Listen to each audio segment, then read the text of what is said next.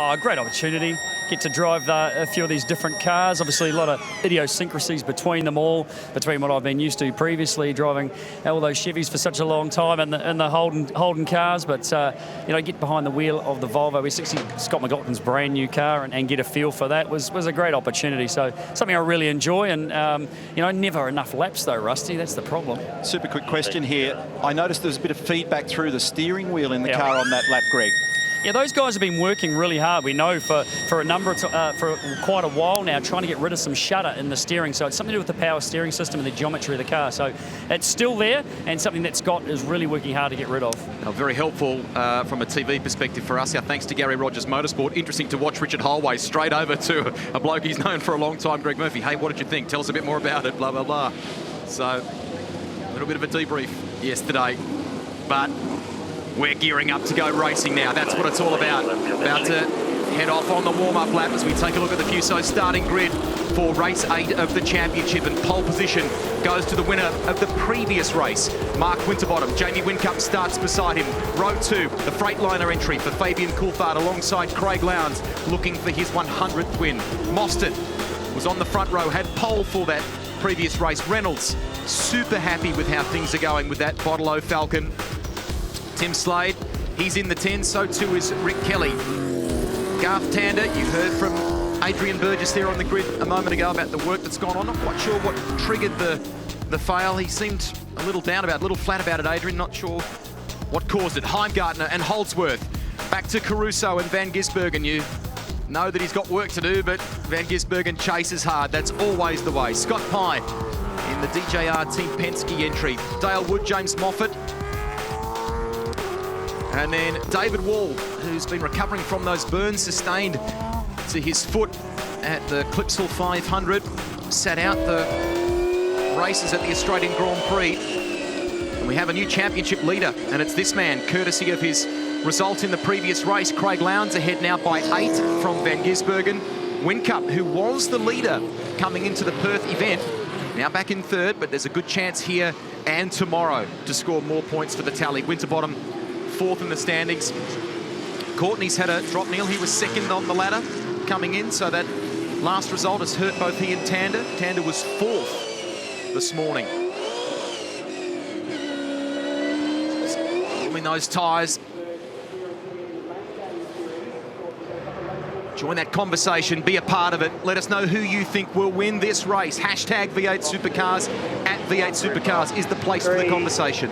2, 1. Well, Mark Winterbottom is lining up. He's just behind the line here, getting set. He doesn't have his teammate next to him this time. Jamie Whincup has come from being back on 21st grid for race 7 to being next to Mark Winterbottom. What an awesome job he did. As Neil said earlier, he didn't have the fastest 0 to 100 time, but his reaction was better than Chaz Mostert's.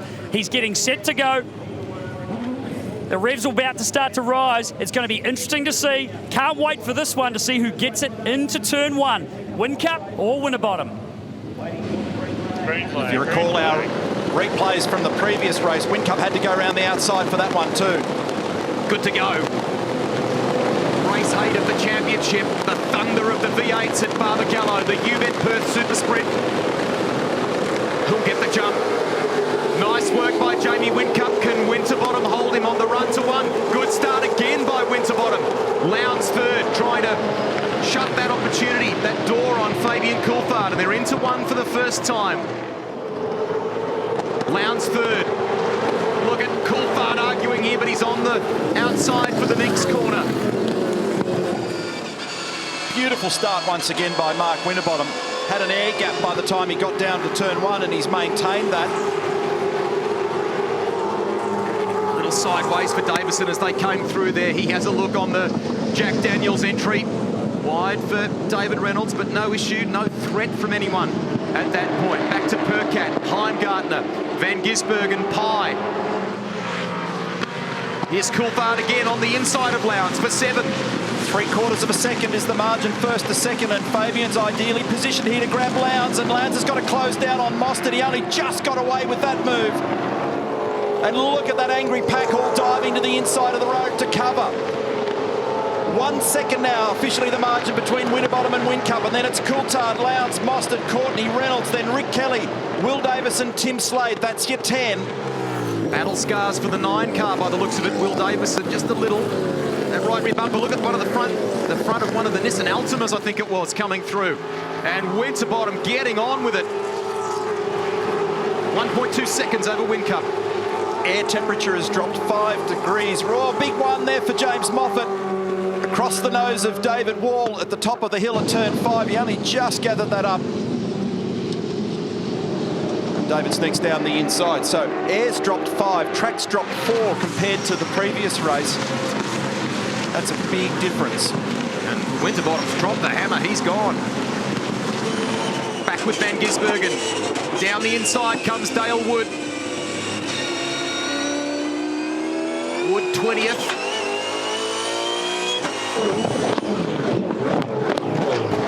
So fastest lap so far, 57.8 Winterbottom, 1.4 seconds over Jamie Whincup. So is Jamie playing a preservation game to use the firepower later, or is that it? Is he on the mat? But look at the air gap, it's unbelievable. Fabian's off to a good start. Lowndes is having a little bit of a battle there, and in fact he could be victim to Chaz Mostert unless he can just try and get a bit of a giddy up. But the start for me, once again, was the critical aspect of this. So front row of the grid, remember, you had Whincup and Winterbottom, and once again, Mark Winterbottom got a cracking start. I know Greg Murphy was down there and he's on the line. What were your thoughts? Mate, that was one of the best starts I think I've ever seen, considering the grip down here, which is next to nothing. There was not, Neil, 1 ounce of wheel spin from the number 5 as it left the line. It was just pure grip as he drove it away. It was perfect. It'll be interesting to see and compare what that start was like from his 1 when he was beside Chaz Mostert for race 7. Yeah, I'd be fascinated to see whether or not he's made ground relative to that race 7 start. Once again, the reaction was ideal for Frosty. The replay shows the story here. So by the time they've started grabbing gears and he turns in, he's got 1.5 car lengths over Jamie Whincup, but he kept it going too. Job done at the start, but Neil's already flagged the question. Is Whincup going to just keep something in reserve for later in this race? Just preserve those tyres if he can.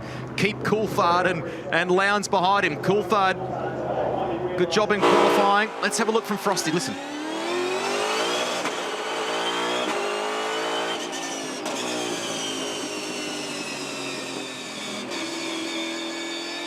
I might get another look at that for you, Neil, just to listen to that start.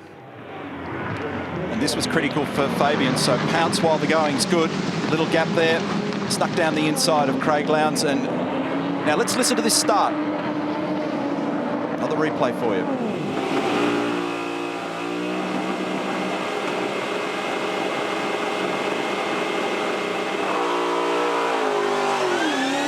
Beautiful start. A little bit of wheel spin on the second gear shift there.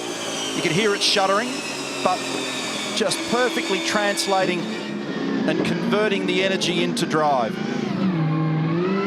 And there's that little bump that I spoke of between Mostert and Lowndes. Back with our race leader, who enjoys a 1.9 second advantage over Whincup.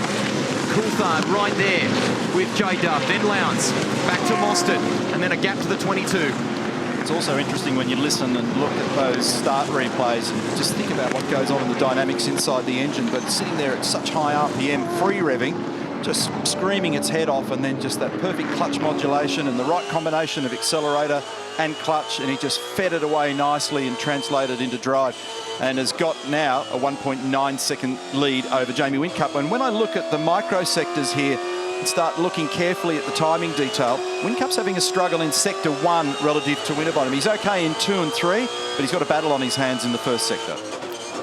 Guys, you know, Rihanna had that quick chat to Shane Van Gisbergen just before the start of the race, and he may have sort of implied that potentially they weren't focusing too much on moving forward. And if you look where he is at the moment, he's way back down second last. So potentially, I think it's probably confirmed, he's running on the same tyres he used for the first race today, race 7, and he is conserving and looking forward to tomorrow's race and having some fresh bags on it. Yeah, so the important aspect there is tomorrow, 200k race, but much bigger points pool to grab. So tyre preservation and how they're managed is a big deal. So when you consider how far back he was in qualifying, which was position 18, you just know you're dealing with a wall of cars. So perhaps a strategic decision just to deal with other tyre set, keep another good seat at bay for tomorrow and play that card. It'll be interesting to see how that works out. So interesting move by Steve Hallam. Take the paint now, maybe.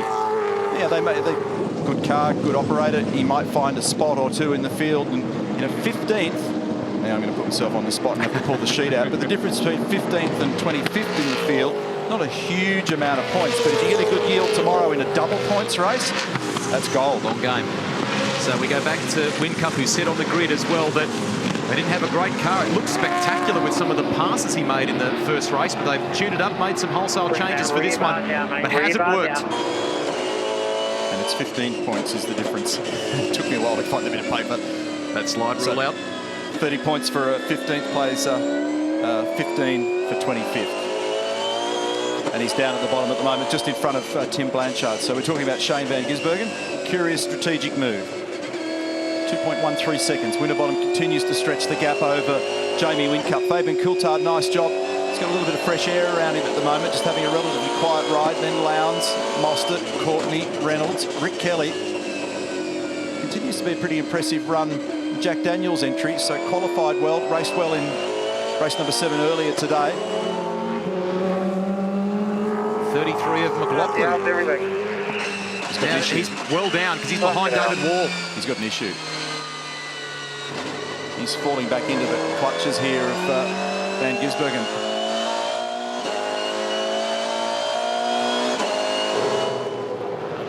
So I've just caught the back end of his radio message there. Didn't sound thrilled, so we'll follow that story for you. He's in behind David Wall, his teammate at the moment. And it clears itself. It's really weird. Okay, so he's talking about something. That's Scott McLaughlin in the background. 100% throttle, so it's pumping a heap of juice in. I think it's obviously the throttle pot's failed and it'll be nice at 100%, but shit everywhere else. So if you can press on, mate, we're just thinking about saving some tyres, so get ready to stop. Look at this here, Mostert on Craig Lowndes. At cold corner and does it. So this has been a threat in the recent past for Lowndes. Remember I said he could fall victim to a move here from Mostert, and he has. So he hasn't looked racy in this one, has he, Craig? He just hasn't quite got the balance in that car. And we know that the Pepsi Max cars have been quick based on what we saw in that first race. So in the background, while all that's going on, great battle for key position here. You've got Scott McLaughlin talking with Richard Holway, and they've got a problem there. So it's not running cleanly. It's running way too rich by the sound of it. And they've just got to try and preserve some rubber now to get in a better position for tomorrow. Gee, they've been in the wars, unfortunately.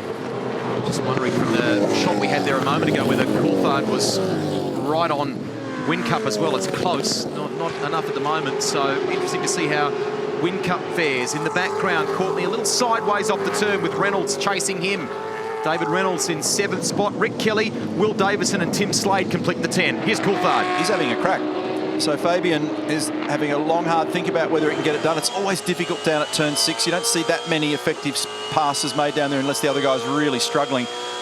It's more likely that he could get the job done down here at 7, but the problem was with the way things unfolded for him back at the previous corner, it was a slow corner exit. So there's Dean Cowling on the right, Gary Rogers Motorsport team manager. He's talking to Richard Holway, who's about to key on and speak. And he's the engineer for Scott McLaughlin. And they're trying to do their best to manage that car home at the moment. So keep an eye here on Coulthard.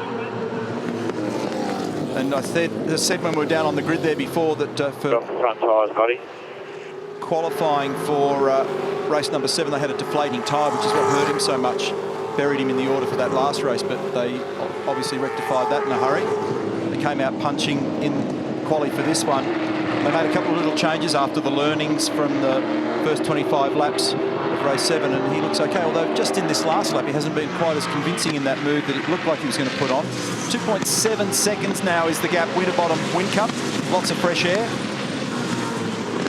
And then a fair battle beginning to unfold here, and it could end up involving 3, 4 or 5 cars, including the man on screen, David Reynolds, 7th at the moment.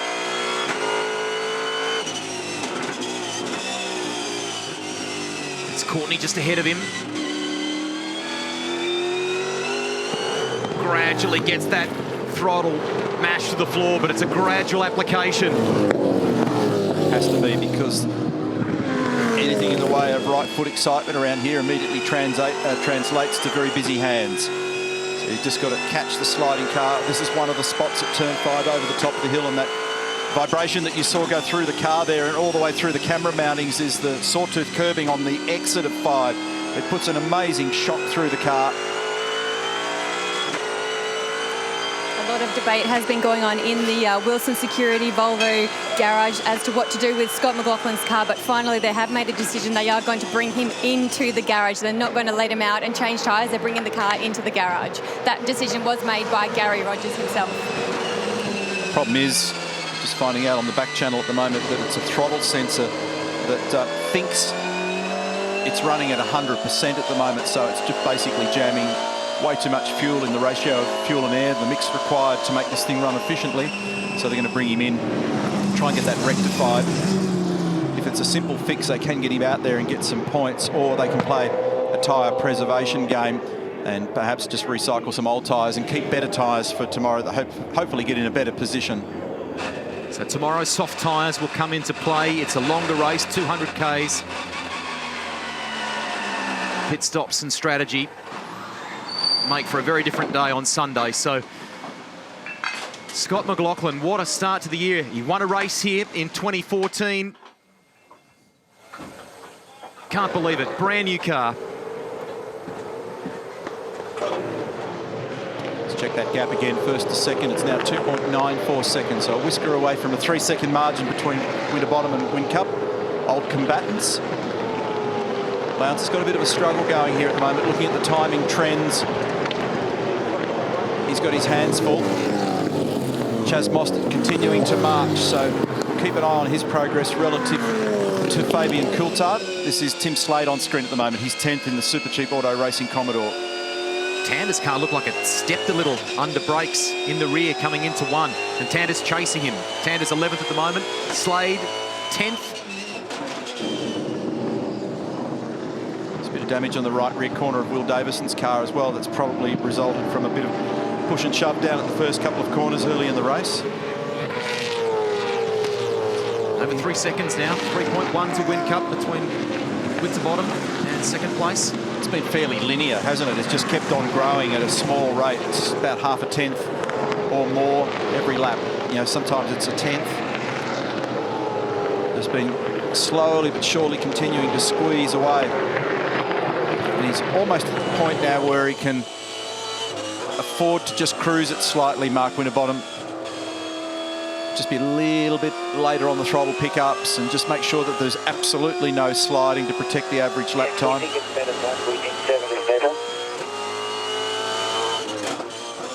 A few naysayers at the Super Test wondered whether Ford and ProDrive had been able to get that updated aero package, that new FGX bodywork right for the 2015 season, but as an overall package at various different venues, it looks like a very good car. Early days in this 2015 championship as you ride with Fabian Coulthard in the Freightliner entry. Brad Jones Racing third at present.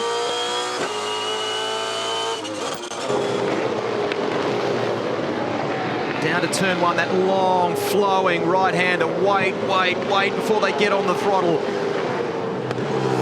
3.2 seconds.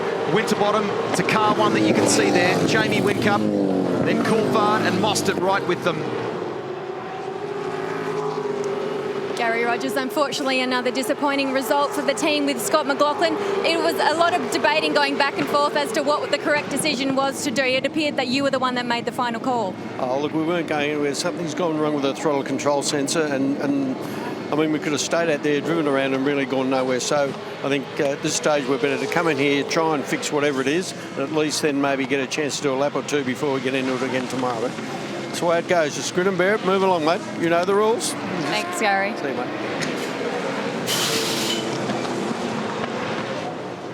I'm not on. No, sorry, Brad Jones. Just looking at the screen here, Fabian Coulthard doing a fantastic job. Obviously, qualifying near the front makes a big difference, makes the job a bit easier. Absolutely. I mean, he's certainly got a lot of pace, and trouble is, at the moment he's stuck behind Jamie, and of course that burns up your front tyres, and then you've got to defend from Chaz. So the difference it makes from qualifying 3rd to 14th, just proof in the pudding here, really. Do you think he's already just used that little bit? I mean, he had a couple of goes at Jamie in a couple of spots who was able just to hold him out, and the gap is just toing and froing ever so slight at the moment, and obviously now he's watching Chaz. Exactly. As soon as someone gets close to you, it's always hard. You've got to defend a little bit, so your focus isn't always on attacking. So Jamie's rear tyre, when you're watching that in-car stuff, looks like it's working really, really hard. But I think we've cooked the fronts up a bit. But you never know what's going to happen. We've still got a fair way to go. So hopefully he can defend from Chaz and get past Jamie, and we'll get us a nice, strong podium. Great strategy. Yeah, I know. It's tough in these races where there's no pit stops. Back from the Brad Jones show and have a look at what's actually going on with his car here at the moment. So turn 7 is where they're hurting at the moment. I'll get a phone call. So when they come off that final corner at the moment, it's really hurting Fabian Coulthard, and really the reality is that he's going to be in strife in the not too distant future because Mostert has a much flatter average lap speed at the moment. Rick Kelly on screen is doing a good job. He's in 8th place. And he's got a lot of fresh air in front of him, but he's got a bother in his hands at the moment because Will Davison is looking very, very racy. So we've gone back to find these guys, and we're right in the middle of what could be a move here at the moment on the part of young Will. So he's had a lot of race starts here, Rick Kelly. He's never been able to actually stitch together a win, but he did put up some great runner-up positions back in about 2007, but this is a nice step forward. Remember, he's working with a new engineer this year, George Commons. There's been a big change in the restructure in the whole engineering group down there at Nissan Motorsport, and they'll be pretty pleased because this is a place where power and the way in which power is delivered is very important here, and they're also being watched very carefully by Richard Emery, the Chief Executive of Nissan Australia, is down in the garage this weekend as well. George Commons, good experience in Formula One, pretty impressive resume coming in. Cool to have someone like that in the V8 Supercar paddock, lending his knowledge to help the Nissan Motorsport team as they continue. We're riding here in the Solar Australia entry of Will Davison. Off turn 6. Is he a little closer this time to the Jack Daniels entry? Rick gets out of there very smartly. Tander keeping the pressure on the Super Cheap Auto entry in the background. The stablemate, his stablemate, Tim Slade.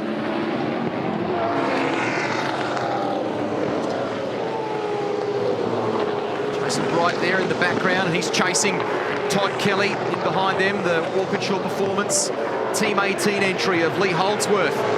Then Caruso, Heimgartner, Shane Van Gisbergen. We've detailed that story. He remains back in 23rd place as Dale Ward and Moffat. Scott Pye's wide here in the MTU entry. That's not ideally placed for this corner, but will he be right for the next couple? There's a potential explosion here.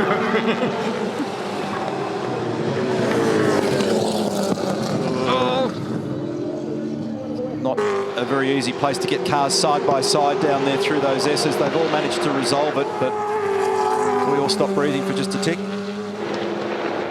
This is down the order. James is in 20th position. He's battling in there behind Dale Wood, and then David Wall's in here as well. And I detailed a little bit earlier in the day that he's having a lot of trouble in this braking area down at turn 7 in the Volvo, still because of the injury on his foot. Back to Rick, and Will's just signalling intent, but he isn't quite there at the moment. That's just cosmetic, that little bit of fascia on the rear bumper. I don't think that'll have any performance effect on that car, and there they are inside at Erebus. Wes McDougall, the engineer, Ben Croak watching as well. Team owner, Betty Croak, Betty Flamenco. I knew what you knew where I was going. I didn't.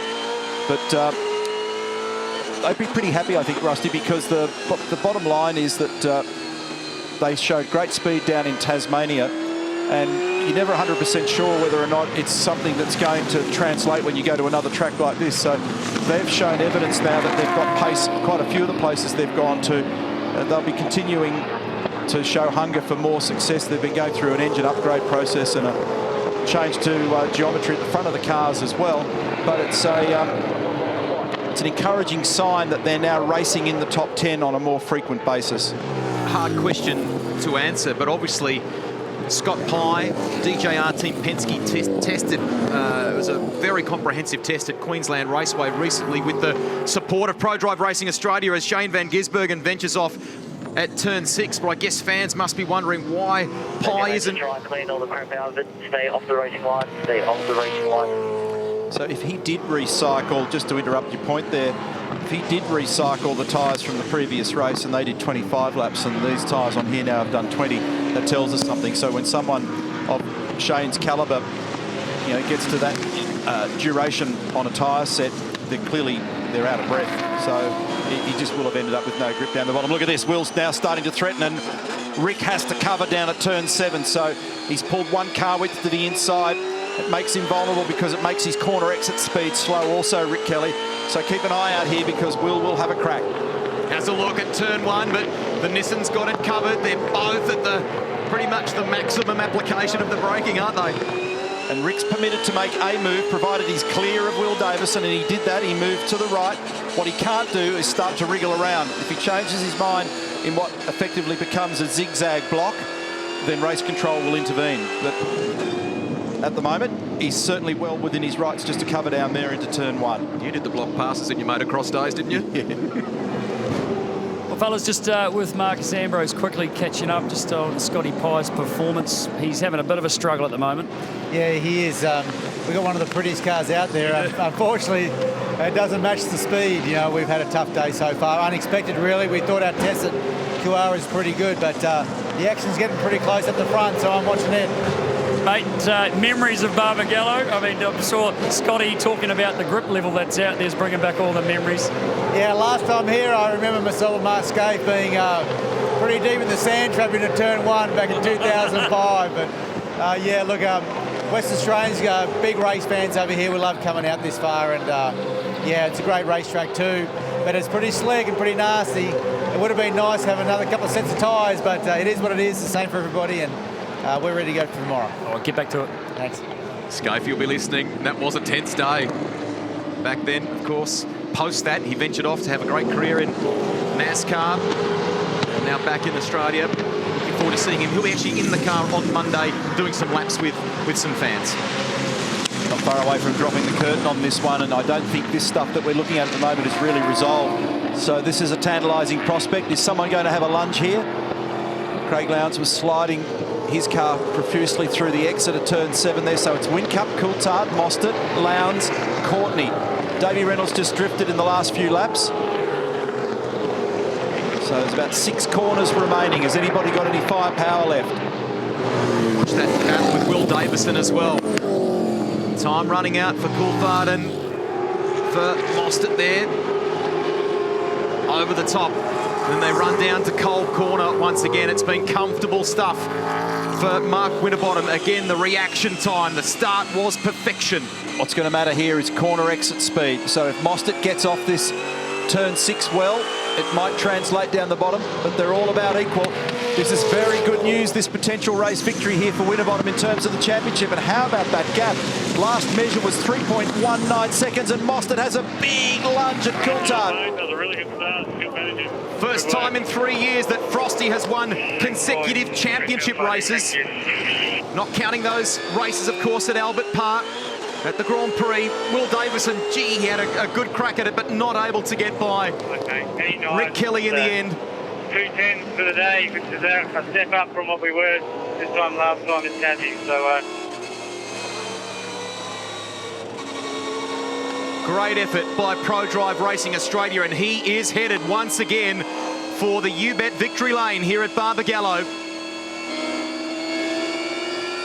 There's the top 3 in onboard terms. Whincup second, top right of your screen. Fabian Coulthard third for Brad Jones Racing on the bottom right. And tomorrow we'll do it all again, but we'll switch from sprint mode to endurance. And pit stops will become a factor. There's a set of soft tyres to use as well. And the end of tomorrow's race, based on some of the gamesmanship that we've seen in this one, should be very, very interesting if those guys that have preserved perhaps a little can find themselves in the mix at the end of the day. Well done to Mark Winterbottom and to the Pro Drive team. As you said before, Couple of events, couple of very different circuits now, and they have looked, it's early in this championship, but they have looked in ominous form, strong form. The warning signals were evident at the Australian Grand Prix. Yeah. They did a great job there.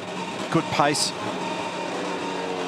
Really, for Mostert, he was on for what could have been a very good result in Adelaide as well, had he not got tangled up in that other incident with Jamie Whincup. So there's certainly plenty of evidence that this new bodywork on these cars is working well for them, and this is giving us a great battle in the championship. Nice work, man. That's the word from the team. It was just comfortable, and that start, as you said, we paused and went quiet for the replay of the start. A little bit of celebrations here, but that again was key to the result, wasn't it? Perfect score for Mark Winterbottom. Converted off the line and never looked back. 29th career victory. Great job, the big smiles inside the garage there tonight. But a lot of work to do because they have to go around again tomorrow for 200 kilometres. Can't wait for that. Rihanna? Mark Winterbottom, welcome back to the U-Bet victory lane. An almost perfect day for you so far. 2 from 2 race wins. Yeah, that was awesome. The car was really good then. It's nice to be on pole and obviously use your speed. But yeah, the boys really tuned her up in that little gap between the races, and yeah, really nice. I love those races. But now we go home. We celebrate today and then have to turn up again tomorrow. But great result for the team. That's a big turnaround. You go home tonight and you're actually the championship leader. Oh yeah, I didn't expect that. So yeah, that's cool. It's cool to get wins, and our day will come. You know, you got to just survive those bad ones, and these blokes don't have bad ones. So we'll keep trying to do what we do, and you know, wins are great. I'm sure Renee will like this as well. You get to enjoy some GH Mum on the podium today. Yeah, she's not here.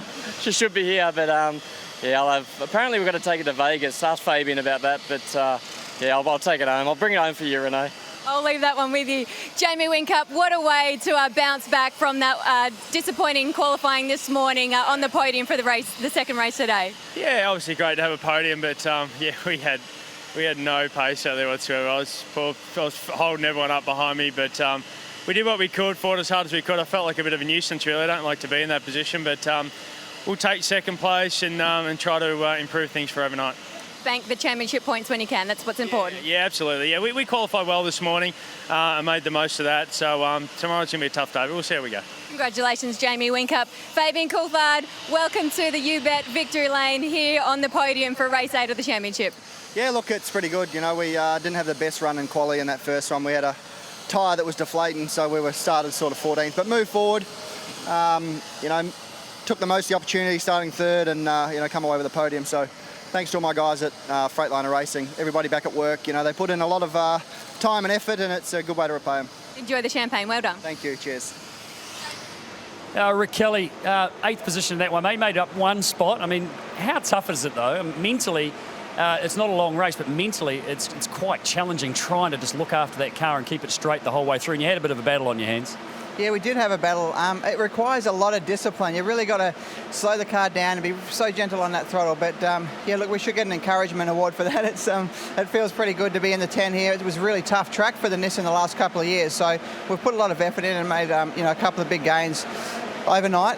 So I'm pretty excited about that. Well, yeah, I mean, you actually look pretty excited about it, just getting out of the car, talking to your engineer, and it is an achievement. I mean, it's not winning yet, but you are happy that you've made a bit of progress. Yeah, we certainly are. The plan for us is to just try and maintain a top 10 in the championship until we get to tracks that we're better at, and also the engine development stuff comes on. So we had a cracker Adelaide, a tough Hidden Valley, and also here it was set to be a little bit tougher than what we're experiencing. So we're pretty happy, yeah.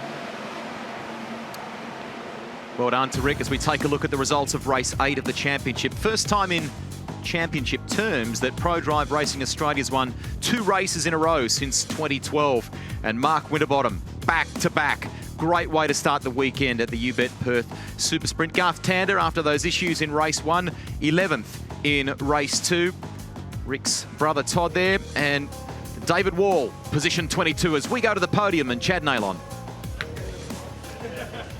It's time for the podium for race 8 at the U-Bet Perth SuperSprint event. Your first place driver, Mark Winterbottom, Pepsi Max Crew. Second place, Jamie Whincup, Red Bull Racing Australia. And in third place, Fabian Coulthard, Freightliner Racing.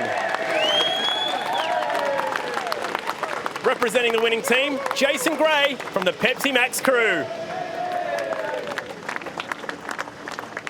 With the third place trophy, it's John Clark, the General Manager of the WA Sporting Car Club.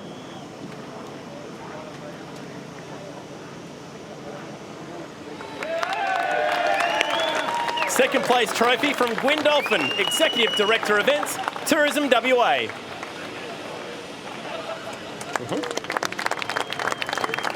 With the winning team trophy, Honourable Mia Davies, MLA, Minister for Sport and Recreation.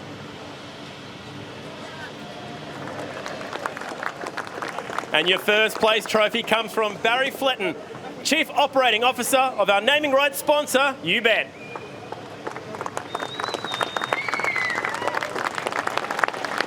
Ladies and gentlemen, the 2015 V8 Supercars UBet Perth SuperSprint Race 8 winners.